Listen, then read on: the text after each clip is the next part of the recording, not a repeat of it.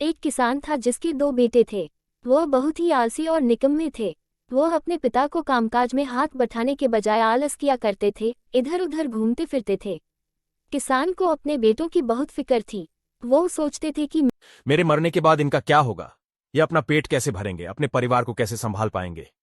एक दिन किसान की हालत बहुत ही गंभीर थी। कहने का मतलब किसान मरने की हालत में था।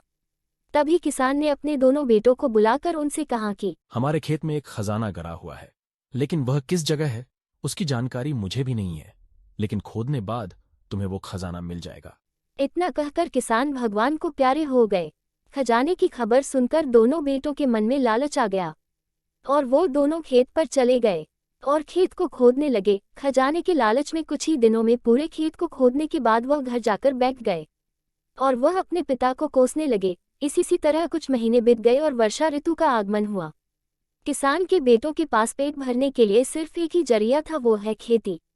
तब बाकी किसानों की तरह किसान के बेटों ने खेत में बीज बोने शुरू कर दिए। वर्षा का पानी पाकर वह बीज अंकुशित हुए और देखते ही देखते खेत लहराने लगे। ऐसा लग रहा था कि हवा के झोंके से लहरा रहा था। यह देखकर किसान के बेटे बहुत खुश हो गए। उनको समझ आ गया कि परिश्रम ही सच्चा धन होता है और वो उसी तरह से अपने पिता के शब्दों का मोल भी समझ गए और अपने कामकाज में लग गए।